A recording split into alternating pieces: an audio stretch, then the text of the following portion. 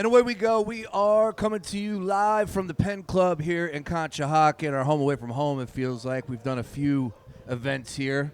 Specifically speaking, when Cooper DeJean picked up Derrick Henry and put him on his back, that was a moment, if I'm not mistaken, for a lot of Eagles fans, Mark Henry Jr., that you started to think about this team was Super Bowl good in that win against the Baltimore Ravens. That day, we were saying, print the shirts. Print the shirts. Print the shirts. Or we were saying, don't get on the plane. We're not getting on the plane till the Super Bowl. And we didn't. All right, so we are here live at the Penn Club all afternoon. First one, rolling it out here, man. This is exciting because obviously it's a national holiday. Hopefully everybody's bracket is still holding together. Mine's in shambles with Clemson. How's my Clemson Final Four pick doing? Not exactly the best move by my brain there on that one. Oh, well, what are you going to do? Anyways, we teamed up with our good friend Colin Good, of course, My Philly House. Been with Colin for quite some time. And we also have a gentleman who's in the mortgage arena and also a good friend, a guy that I used when I did buy my house back in 2017 for all things mortgage. Citywide Home Mortgage's own, Ryan Dolan. We all teamed up, Colin, Ryan, and myself, put our brains together. Here we are at the Penn Club. Of course, if you don't know about the Penn Club, pc2conchi.com. 3 bays, private. That's the difference between this place and Topgolf and everything like that. Just a great spot to be a member. Come in here, a bunch of TVs, bunch of dudes, grab yourself a cold beverage, play 18 holes in 90 minutes, Mark Henry Jr. You can't beat it. No, you can't. And you can play anywhere you want in the world. Yeah. You want to play Dubai? We can go to Dubai. As you know, I'm not a big golfer. Okay. And I think that the big drawback for me is, you get out, you're outside for 6 hours. You have to drive there. You have to drive back. This is something I can get behind. Yes. You get inside. You're not in the elements if it's too hot, if it's too cold. You don't even sweat. Exactly. You're Don't even sitting here sweat. inside. You're drinking. It's a great time here. All right. Before we dive into a couple of the games that are coming up here at 2 o'clock, of course, we got live action happening right now.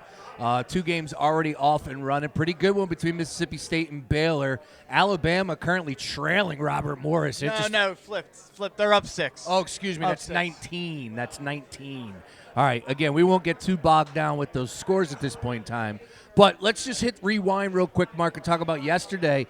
Only a few upsets. And these are the games that we all talk about. So it's like, did we think Drake had an opportunity to win that game? Of course. But it's something different to see them go in there and do it. No offense, no rubbing salt in your wounds. But, of course, we heard Michigan. They were going to lose, and that didn't take place. But we did have a few upsets yesterday. I know that some people were disappointed, but at the end, I didn't really think we would see anything too crazy. I thought we just got the right amount of anarchy in day one. Your thoughts? Yeah, I thought it was a good day. A lot of people at 7 o'clock or so, after the daytime and kind of the midday slate were done, people were saying, is this the worst day ever? At that point, first half of the day wasn't very good in terms of the tournament. We didn't have a single game decided by so selfish. Such a selfish take. Halfway through day one and you're complaining. I will say at that point I was waiting for a good game. I will say I was waiting for a finish that would get you excited. Understood. And I still think if people were complaining at night or after the day, I think people were complaining this morning about yesterday and let's get more anarchy today. I think if you were hooked into the last part of the night, there was a lot of good games in there. Arkansas, what a classic. Missouri Drake had a moment, got down to a 1-point game with a couple minutes to go. That was awesome. And then Michigan and San Diego, a fantastic game. And, UC San Diego, it's one of those things we can break down the numbers all we want to do it. We can, give all the data we want to give. If we tell you that one team does a great job forcing turnovers and shoots a lot of threes, they force a lot of turnovers, they shoot a lot of threes, but you go 7 of 30 from 3. Oh. What can you do? That's how the ball breaks. Kind of like Clemson against McNeese. That's a little different, scoring 13 in the first half. One for 15 from downtown in the first half. Unbelievable. Unbelievable. You could not have, if you told me, hey, this is how I think it's going to play out, I've been like, what drugs are you on? Does that impact, I'm flipping it on you here. Does Clemson and Louisville yesterday impact how you look at Duke and UNC today or going forward? Definitely not. Okay. Duke is the real deal. Duke has been battle tested. Duke's been going up against they've been going up against top teams all season long. In the non-con. Correct. No, what it does, though, is it makes me look at McNeese a little bit differently. That Okay. team has the buzz. And Creighton? You love Creighton. Well, I had Louisville. Well, no, I mean, I think But we were to all beat saying in Auburn, the chat about all. Correct. Yes, 9.5 mark. Is it It's still a lot there? of points. Is A it lot still at That's what 9.5? I see. That's what I saw it at when I was looking this morning. It opened 10.5. Yeah. See, Odds makers made it 10.5 open. and this is the beauty about what I personally love about when it comes to March Madness is you get these numbers, and obviously when they're 3 to 4 to 5 points off, that's going to gauge my interest, or that's going to impact my interest in the game a little bit Yeah. more. Was I wagering on that game? Yes, because I'm lock, stock, and barrel that Auburn's getting upset. Is that the right way to look at it? Possibly not. But here we are. They didn't look great. No, they They didn't. didn't look great. And Creighton's that tournament team. We talked about it. Like this, it just feels like it was such a bad call by me. It really was to ride with Louisville. I got swayed by it being in Lexington. It being Little in bit. Lexington, Kentucky, it being a home game for them. Yep. Didn't feel like it once No. Creighton got up 10. Didn't feel like the crowd was No. converging on Creighton Yeah, or when you're up anything like that. 15, there's only so much they can cheer about. Yeah, Yeah, look, I look at McNeese a little bit differently. That's a good team, yeah. and They can hang with Purdue, absolutely. I'm not touching that game. what's the number there? 5.5. Oof, yeah. Purdue See, that's minus 5.5. That's a little low. Back to Creighton and Auburn real quick. That was my one point was when I threw it out in the second half, what everybody's thoughts were on that spread, nobody came back at 9. I said The- 6.5. The highest that we got, I saw somebody tweet me 7. Somebody was like 4.5. The majority was 5, 5.5. That's where I was, 5.5, 6, right? For this number to be at 10.5, now down to 9.5, yeah, look, if you are even remotely interested in Creighton, you got to pound that. Take the 9.5 and just let the game play out however it may. But Creighton catching 9.5, I don't know what's going on there. I think it's telling how much the odds makers do still respect Auburn compared to how we talk about them and how the public feels about them. Yep. And I said this on yesterday, and I don't really think that they backed it up and played amazing or anything. But there is a chance that they were the team to buy the dip on, and they're the team that goes on the run. All right, so let's go ahead and hit fast forward, get up to present action here. Mark Henry Jr. as we're broadcasting live from the Penn Club. Colorado State and Memphis. That's a 2 o'clock tip, essentially a pick 'em at this point in time, 147.5. Memphis dealing with a big-time injury. And Colorado State, look, again, the conference has you second-guessing, but Memphis is dealing with an injury that it tells you all you need to know from the odds maker's perspective. The fact that they're underdogs in this game. Memphis has a trophy. Memphis was battle tested in Maui. They've been doing this at a high level under Penny Hardaway, and now you're telling me they're a dog to Colorado State? What am I missing? Yeah, this is one I'm not touching, but the metrics haven't liked Memphis all year long.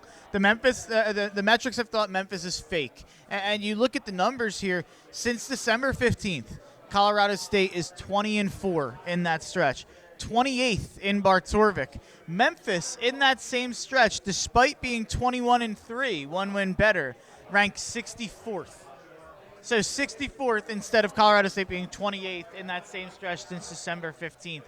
That to me tells me Colorado State's been a much, much better team over a 3-month sample size at this point. So I'm going with Colorado State. I'm not betting this game. This is just one in the bracket. I have Colorado State. I'm riding with the odds makers. I think Memphis, there's almost been kind of a swing back. A lot of people coming back in on Memphis today, yesterday, the last couple days. I know Tansy, he's big on Memphis today. So not one of my favorite games of the day. I expect it to be a close one. But I like Colorado State to pull it out. Interesting. Yeah, because I'm going to ride with Memphis on this one. And in the bracket and the fact that, look, I get it, though. They are dealing with a big-time injury, and that's ultimately going to have a huge impact on the game. It's Jimmy's and the Joes out there on the floor. But what am I missing on Colorado State as far as what do they bring to the table here, Mark? Again, I'm just a little surprised. Nate Clifford. That's all you need to know. The guy's an absolute star, Nate Clifford. He's going to be an NBA guy, probably a fringe lottery pick. He's their full offense. He's averaging 19, 10, and 4.5 on 51-40 from the field. So if they win this game, he's going to have a big night. And that's Neek, like unique. Dominique, yeah. Oh, is Dominique? I don't know if that's his real name. He goes by Nique, yeah. Neek. Yeah. But I imagine it's Dominique. Okay. All right. Well, again, Memphis dealing with possible injuries all over the place. And I'm not sure Penny Hardaway is a good basketball coach.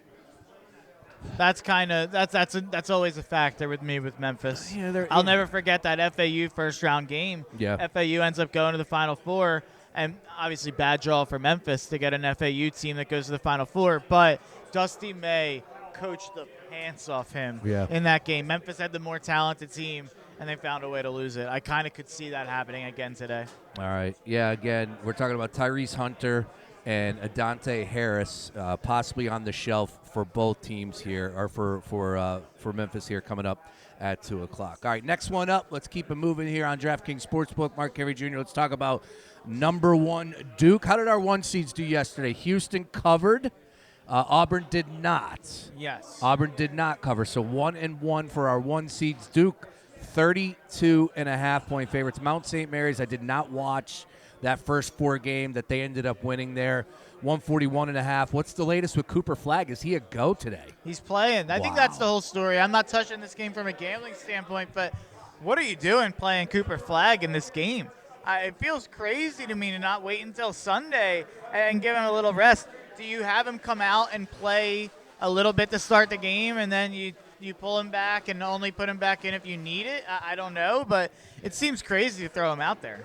So Sunday, their matchup is coming out of Mississippi State and Baylor, the winner of this. Again, not trying to hit the fast forward button, but I think Duke will win as a 32.5-point favorite. I don't really have much interest in wagering and taking a team giving 32.5 points. That's a little too spicy for my blood, but knock yourself out if you do believe in Duke, and I think that they roll here. They are the much better team. They're going to be dominant. It's just a matter of if they don't hit a stretch where they go 5 minutes without scoring a point, they should cover that number. Anyways, we'll keep it moving to another game that has our interest a little bit more. Vandy and St. Mary's. St. Mary's played well this season. Beat Gonzaga 2 out of 3 times. Does that make you look at Gonzaga a little bit differently as what we saw yesterday against Georgia? Maybe St. Mary's hits you a little differently today. Your thoughts on this one, though, Mark? 315, 4.5-point spread. St. Mary's favored over a pesky Vandy team. Very similar to their football team, in my mind. Just, you can't look past them. They're not exactly a good team, but they're in a damn good conference. Look at you. Look at you, little ACC, SEC flavor. You sicko. Got the Vandy shirt on. They're the best bet today. Ooh. Love Vandy, and I get it. That maybe how Gonzaga looks makes you feel a little different. Gonzaga has always been a team that's geared to play in the tournament. St. Mary's is a team that's geared to compete with Gonzaga. I heard someone say that a couple years ago, and it's always stuck with me on St. Mary's. Yep. And you look at St. Mary's, fun fact, they've made 1 Sweet 16 and 0 Elite Eights since 1959. Really?